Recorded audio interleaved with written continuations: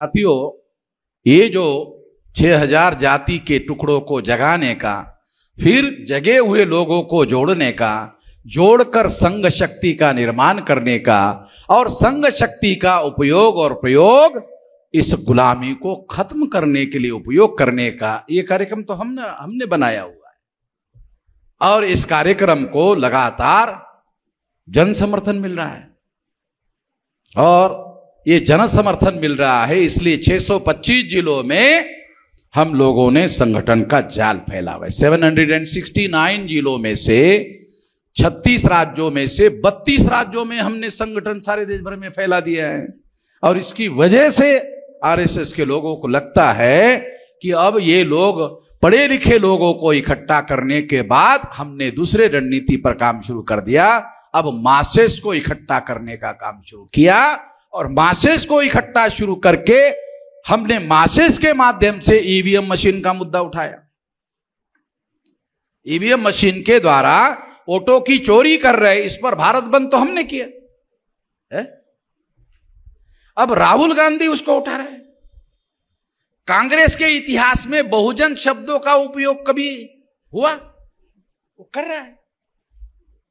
बोले बहुजन को इकट्ठा करेंगे, राहुल गांधी बोल रहा है। अरे फिर वामन मशराम क्या करेगा?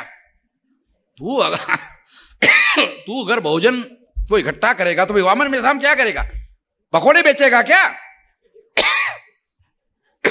तो अभी कांग्रेस के पास ब्राह्मणों को, क्षत्रियों को, वैश्यों को इकट्ठा करने का कोई मुद्दा नहीं है, क्योंकि ब्राह्मण, क्षत्रिय, वैश्य तो बीजेपी की तरफ चले गए। अब वो सुनने के लिए भी राजी नहीं है, तो इसलिए वो बहुजन की बात कर रहे हैं। इसलिए साथियों, ये बात हम लोगों को समझना होगा। परिस्थितियां तेजी से बदल रही है और 625 जिलों में हमने संगठन का जाल फैलाया हुआ है और आने वाले समय में 2030 तक 6 लाख गांवों तक 2030 तक हम संगठन का विस्तार 2030 तक संगठन का विस्तार, देशव्यापी विस्तार हम लोग करने जा रहे हैं। साथियों, ईवीएम मशीन के बारे में और वोटर लिस्ट के बारे में देश में घमासान बना हुआ है।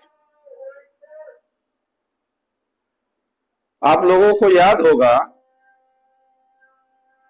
कि हम ही वो लोग हैं जिन्होंने ईवीएम मशीन में घोटाला करके चुनाव जीते जा रहे हैं।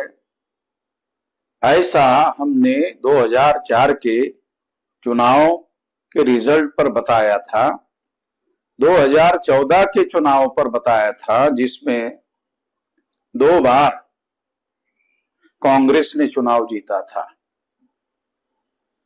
और 2 बार कांग्रेस ने चुनाव जीता था तो लाल कृष्ण आडवाणी के द्वारा निश्चित रूप से इसके बारे में ईवीएम में घोटाला करके ये चुनाव जीता जा रहा है, ऐसा बताया जाता था। हमने उसके पहले भी ये सारी बातें बताना शुरू किया था। साथियों, उस समय किसी प्रकार की जांच की बात नहीं उठाई गई कि चुनाव आयोग जांच कर ले। ऐसा कांग्रेस के द्वारा कहा जाना चाहिए था। अब कांग्रेस कह रही है,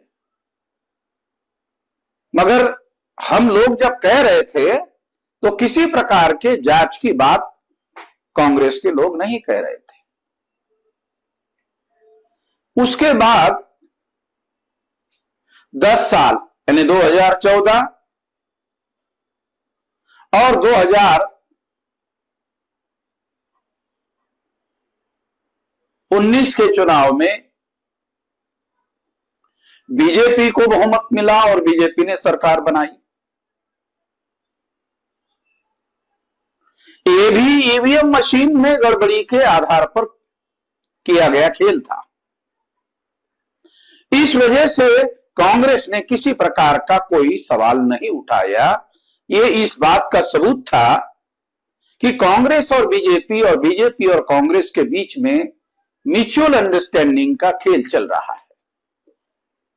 कांग्रेस ये मानकर चल रही थी कि 10 साल हमने घोटाले से चुनाव जीता और इसके बदले में हमने बीजेपी को 10 साल तक चुनाव में घोटाला करके, ईवीएम में घोटाला करके चुनाव जीतने में मदद की। तो अगले 10 साल में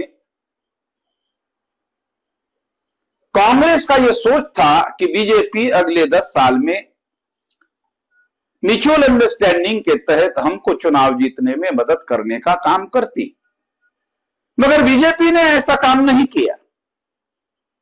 और बीजेपी ने ऐसा काम नहीं किया, इसकी वजह से कांग्रेस ने बीजेपी को टारगेट में लिया। क्योंकि कांग्रेस ने यह माना कि बीजेपी म्यूचुअल अंडरस्टैंडिंग के सिद्धांत को नहीं मान रही है, कि हमने जब बीजेपी को 10 साल के लिए म्यूचुअल अंडरस्टैंडिंग के तहत उनकी सरकार बहुमत के आधार पर बनाने में मदद की, तो उसी तरह से वो फिर 10 साल हम लोगों को मदद करती, मगर बीजेपी ने ऐसा नहीं किया।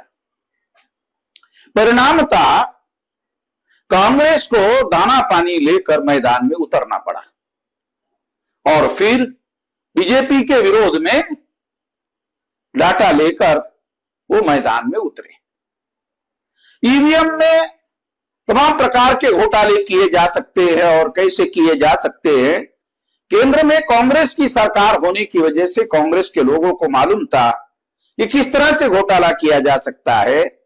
उनको इस बात की जानकारी थी, इसलिए उन्होंने उन्हीं बातों को उठाकर बीजेपी को टारगेट करके उसको नंगा करने का काम शुरू किया।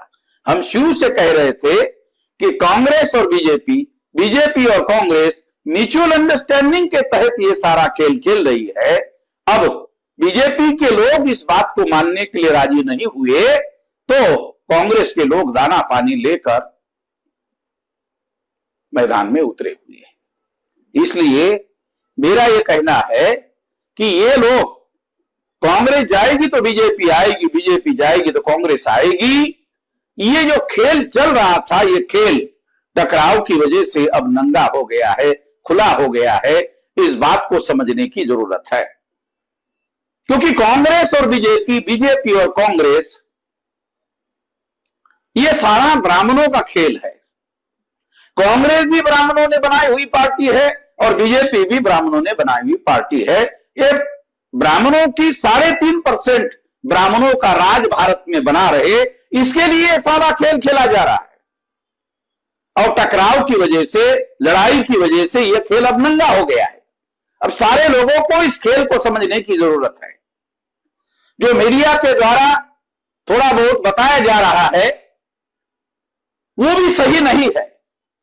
सही यह है कि कांग्रेस और बीजेपी और कांग्रेस, ये दोनों मिलकर चाहते हैं कि म्यूचुअल अंडरस्टैंडिंग से आलट पालट के कांग्रेस का और बीजेपी का ही राज रहे और इस देश में जो बहुसंख्याक लोग हैं, SC, ST, OBC और माइनॉरिटी के जो 85% लोग हैं, इन लोगों का राज देश में किसी स्थिति में ना आने पाए, इसके लिए सारा खेल चल रहा है। इसको समझने की जरूरत है। इस पर सारे देश भर में अभियान चलाने की भी जरूरत है। हमारे कार्यकर्ताओं को, संगठन के कार्यकर्ताओं को यह निर्देश दिया जाता है कि ये सारी बातें फील्ड में अपने लेवल पर चलाने की जरूरत है। इसका प्रचार अभियान अपने लेवल पर चलाने की जरूरत है, इसको चलाया जाए। धन्यवाद।